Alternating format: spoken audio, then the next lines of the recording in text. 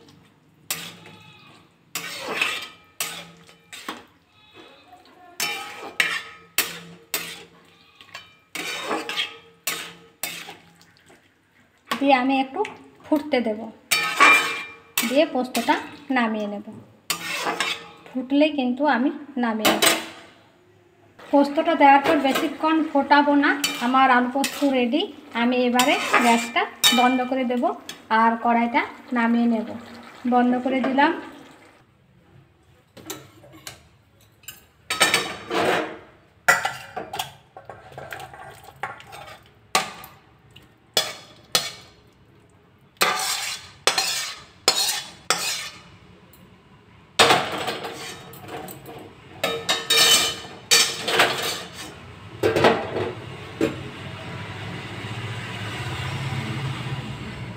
এবারে দেখাচ্ছি কেমন হয়েছে।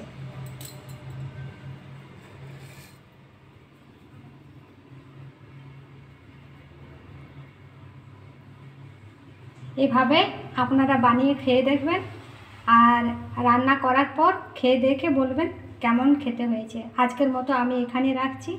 সকলে ভালো থাকবেন। টাটা।